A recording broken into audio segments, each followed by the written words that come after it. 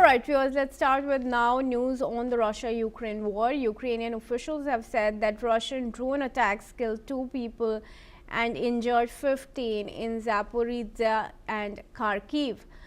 According to Ukraine's foreign minister, Russia attacked Ukraine with 450 drones and over 60 missiles overnight. Ukrainian President Zelenskiy accused Russia of exploiting a US-backed energy truce to stockpile munitions and using them to attack Ukraine with hundreds of drones and a number of ballistic missiles a day before peace talks are said to resume in Abu Dhabi. Let's in fact listen in to what Zelensky said. Ми очікуємо на реакцію Сполучених Штатів Америки на російські удари.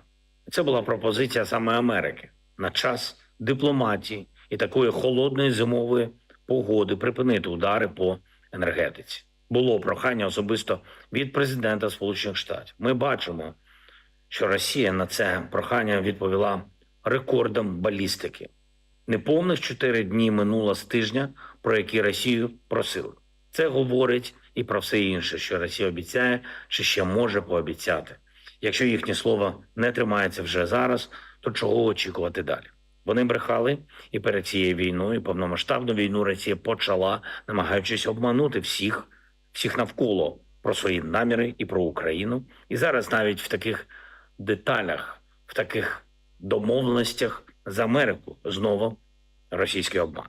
Вони не виправні в Москві і хочуть скористатися саме холодом, бо не можуть підкорити нас, Україну. Meanwhile, White House Press Secretary Caroline Leavitt has said that Trump was unsurprised after Russia resumed strikes on Ukraine. Trump has also urged President Putin again to end the war. I spoke with the president about it this morning, and his reaction was unfortunately unsurprised.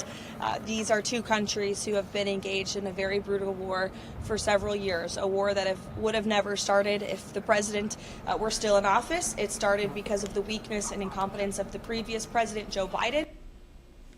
Meanwhile, NATO Secretary General Mark Rutte has inspected a Kyiv thermal power plant damaged in overnight Russian attacks. And I welcome Dr. Asta Chadha, Associate Professor of International Relations from Kyoto in this discussion. Dr. Chadha, thanks very much for joining us. Trump is unsurprised by this strike. That's what Caroline Leavitt is saying. What does that really mean? Where are the peace talks then going if Trump is not even surprised with the continuous shellings? And what really remains the issue that has to be addressed, because the last sticking point was that of Donbass, and it is for Putin to, accede some of the demands from the Ukrainian side as well. Absolutely. I mean, it should be seen as a little bit of a setback in any possibility of being able to have a successful peace talk, because if United States, that has clearly changed its position from being a NATO ally or an ally to Ukraine to being more of a negotiator or a middle person trying to facilitate peace. If US feels unsurprised by one party in the conflict escalating the attacks despite promising at some level to cease any attacks, given the winters, given the harsh conditions, given the energy security issues that most of Europe is facing around this time of the year, this is definitely a negative response, and something probably that is not very surprising, not very encouraging for Ukraine either, because President Zelenskiy has once again expressed that he's very, very concerned. He's expressed skepticism in this kind of a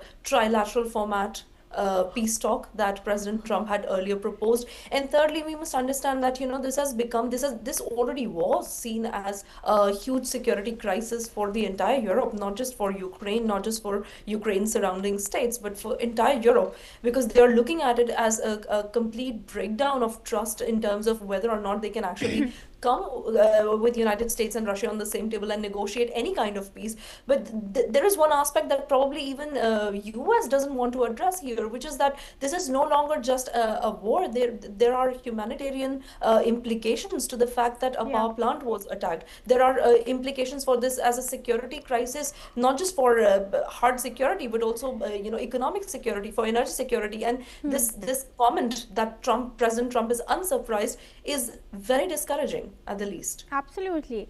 But let's also talk about European Union and the coalition of the willing. What happened to them? Where are they now in defense of Ukraine?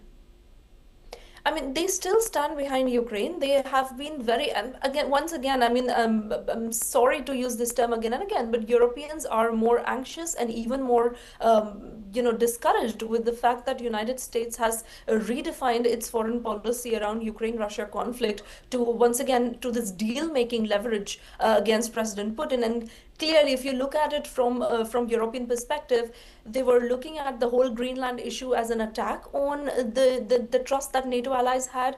They're looking at this breakdown of trust once again, or the impossibility of this peace talk to go anywhere in any positive direction once again as a setback. And then thirdly, the fact that US had earlier proposed a trilateral format wherein the US will sit down as the middle person or a mediator together with Ukraine and Russia is being looked at by Europe as, once again, them being sent out or put to one side in all of these negotiations. So the fact that NATO consultations or European consultations are not at the center of Russia-Ukraine conflict is a problem. So what I see them as highlighting here is European strategic autonomy, is the fact that there are now countries very actively in Europe, including Germany and Denmark, that are looking towards reconsidering or recalibrating their excessive reliance on the United States for any sort of security guarantees. But what needs to be seen is whether or not Europe can actually put up a very independent front in terms of defending Ukrainian security. At the moment, in the short run, it looks unlikely, but probably that's where their diplomatic maneuvering is going towards. Okay, Dr. Chadha, stay on with us. Let's move on, give some more information now to our viewers. President Vladimir Putin has also said that Russia's economy has grown by just 1% in 2025 with a sharp slowdown when compared to previous years.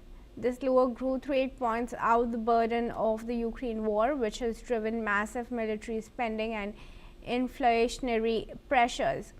Putin has noted that growth was much stronger in 2023 and 24, with GDP increasing by over 4% each year.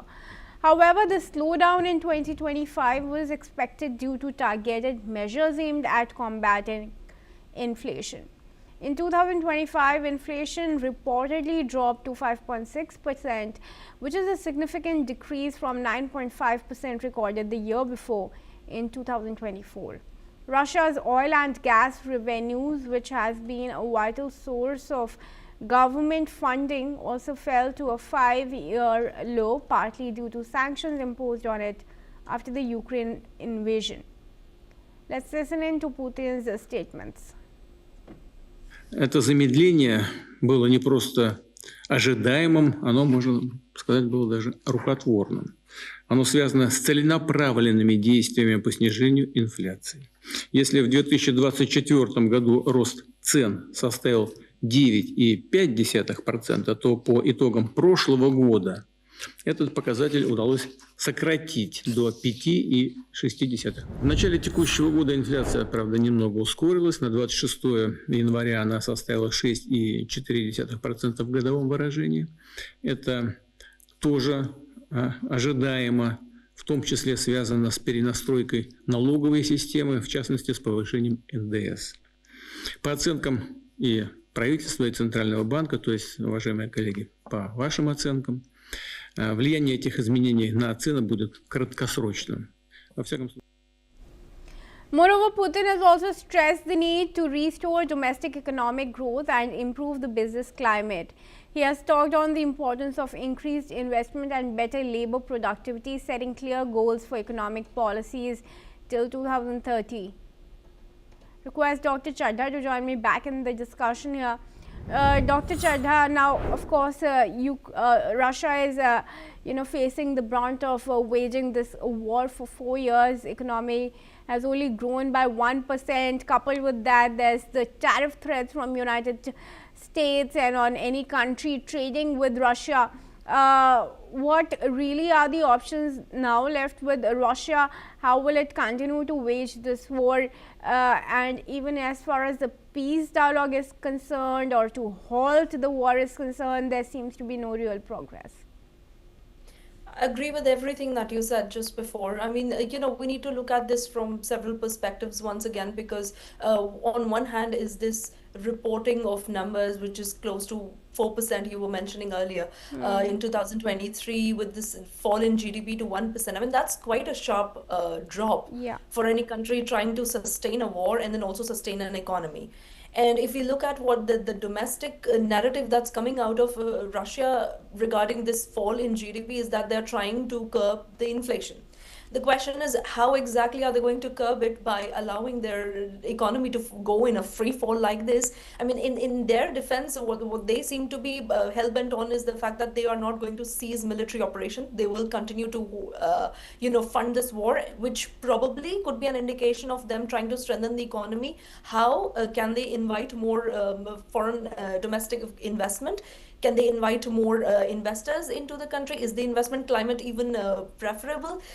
There seems to be, I mean, not a very positive answer to that effect. Is Russia willing to raise taxes? Is Russia willing to, make their citizens pay for this war? I mean, that seems probably the only way to be able to fund the war, given that there are sanctions, given that Russia doesn't have a lot of partners. The second aspect to it is, what can Russia really continue to sell to the other economies? I mean, when the war began, we know that its military industry was booming at that point, relatively.